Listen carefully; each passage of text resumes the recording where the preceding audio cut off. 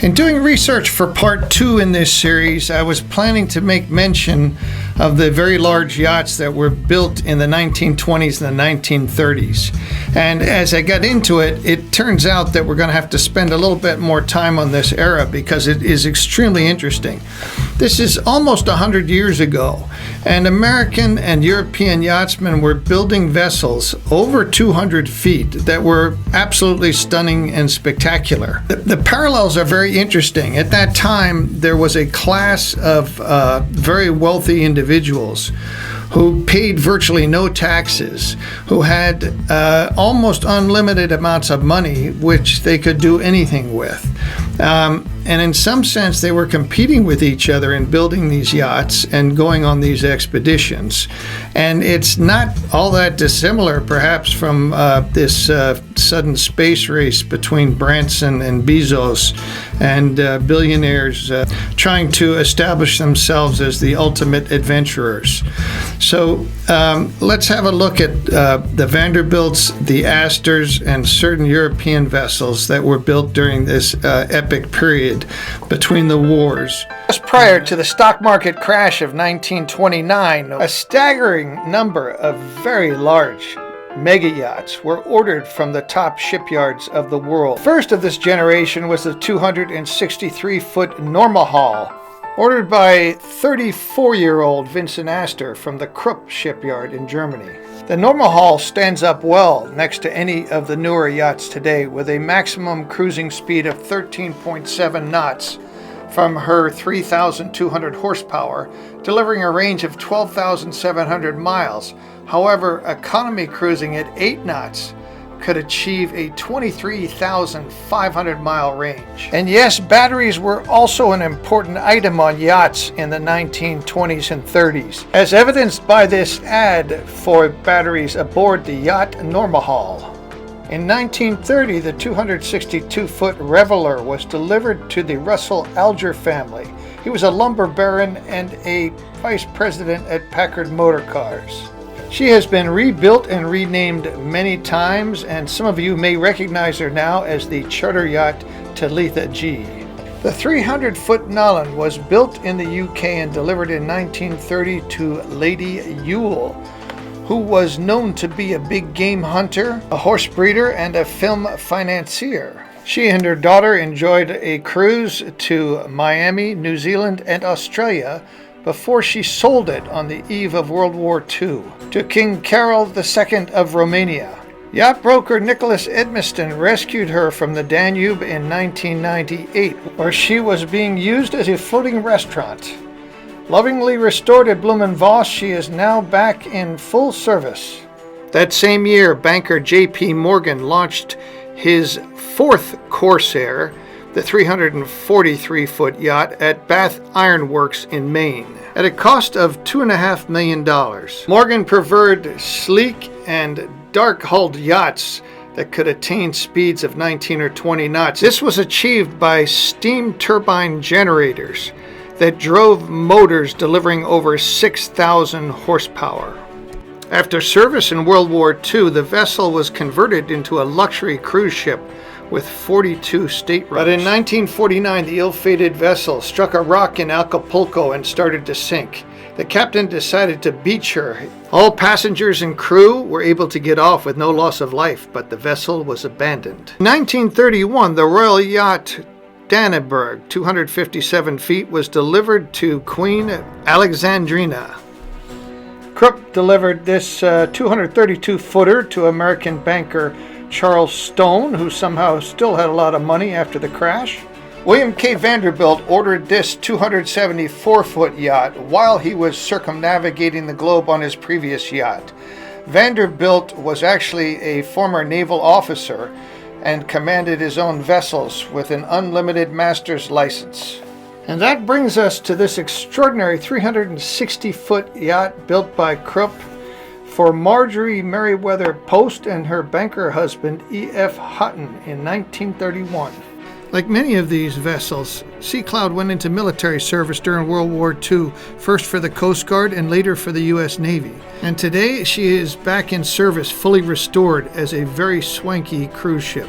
The largest yacht delivered in 1931 was the 446-foot Savarona from Bloemen Voss, delivered to Mrs. Cadwallader, and legend has it that this lady, who had owned a series of yachts, ordered this one over the telephone.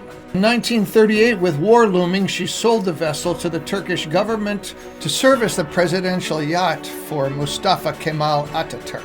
Let's do a price check on yachts at that time. Mrs. Cadwallader paid $4 million for Savarona, which would be $87 million today. The replacement cost for this vessel would probably be about $446 million. In 1930 and 31, as America entered the Great Depression, over half a mile of new mega yachts were delivered. The replacement cost today would probably be about $2 billion. In looking at how these yachts were used, it becomes clear that their mission included global exploration and expedition. Two interesting examples are the Astor and Vanderbilt yachts, which were built by the heirs to the robber baron fortunes, who often competed with each other. Again, much in the same way that the billionaires are now trying to be pioneers in space. Vincent Astor became a yacht owner at the age of 20 when his father died while returning from a honeymoon in Europe with his 18-year-old wife aboard the ill-fated Titanic. After the U.S. entered World War I in 1917, Vincent loaned Noma to the U.S. Navy and served aboard the vessel as a junior officer. Re-outfitted with heavy guns and depth charges, the Noma is credited with a number of attacks on German U-boats. The star on the forward stack denotes a U-boat sunk by the Noma. And so Vincent Astor was an experienced naval officer when he had the Norma Hull designed and ordered it built at the Krupp shipyard in Germany, which likely was the shipyard that built most of the German warships that he was hunting during World War I. In the 1930s, Vincent made 4 scientific expeditions to the Galapagos Islands, bringing back a number of specimens, things like penguins, tortoises, iguanas, and a large botanical collection that is now housed at the Brooklyn Botanic Garden. The Norma Hull was in Miami in 1933 between trips to the Galapagos when Franklin D. Roosevelt was delivering a speech in Bayfront Park. At fairly close range, this fellow emptied his revolver at the president, but missed. President Roosevelt was invited by his childhood friend Vincent Astor to seek refuge aboard the Norma Hull. That summer, Vincent Astor picked up President Roosevelt at his Hyde Park estate on the Hudson. The Norma Hull took the 2 men to Montauk. The Norma Hull was trailed by 2 U.S. Navy destroyers as escorts and flew the official presidential flag, so FDR could spend the day fishing, which he loved to do. For Roosevelt, Norma Hull was now the presidential yacht. As commander-in-chief, he would summon naval officers to the Norma Hull for meetings. He watched the America's Cup races from the upper deck of the Norma Hull, and during a fishing trip to the Bahamas, he entertained the Duke and Duchess of Kent and had diplomatic meetings with the governor. And when war broke out, as he had done with Noma in the First World War, Vincent lent his yacht Norma Hull to the U.S. military. Vincent was called to active duty with the rank of commander, and he coordinated merchant convoys leaving New York to support the war in Europe. Norma Hull remained in government service until she was laid up in the reserve fleet and finally sold to a scrapper in Maine in 1964. Not to be outdone by an Astor, William K. Vanderbilt launched his 274-foot yacht Alva a year after 263-foot Norma Hull had been launched. Like Vincent Astor, William Vanderbilt had also served as a naval officer in World War I and spent years designing and building his yacht Alva. And he traded his old yacht with a Miami Beach developer named Fisher and took over Fisher's Island, where he also built a seaplane base. And the Alva also could accommodate a twin-engine seaplane. He and his wife immediately set off on a 7-month circumnavigation. There were 5 guests on board and 151 crew, which included a film crew and marine scientists. The vessel was outfitted to a style and comfort level that the Vanderbilts were accustomed to. Vanderbilt, as an experienced naval officer, did the navigation and commanded the vessel from the bridge himself. During the 7-month voyage, he was able to stay in touch with his New York offices and run his business empire, thanks to his radio room, which was equipped with the latest technology. His multiple scientific expeditions not only filled his own marine museum, but were shared with many other institutions. A month after the attack on Pearl Harbor, Vanderbilt gave the Alva to the U.S. Navy, and she was converted into a gunboat. Evening of August 5th, 1943, the Alva was escorting a ship convoy 120 miles southeast of Cape Henry, Virginia. Their underwater sonar detected a movement, and just as the ship swung left to bear on the target, she was struck just abaft of the bridge.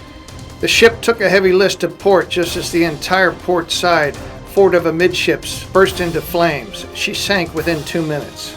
Of the 179 officers and crew on board, only 84 survived. And that wraps up part 2 in this series on the history of expedition yachts. There's a lot of material there. I'm going to have to go back, I think, and just do segments on these individual yachts. I learned so much doing this little bit of research that I didn't know about these vessels. We're going to move on to part 3, which is the expedition yachts, which are primarily conversions that were done probably in the 80s and 90s, and they were using commercial vessels that were built in the 60s, 70s, and sometimes 80s. And this is a more recent generation of expedition yachts. Most of these vessels are still in service, and they're highly sought after in the charter market and hold their value very well in the expedition brokerage market. I look forward to seeing you for part 3 and hope that you will join me then.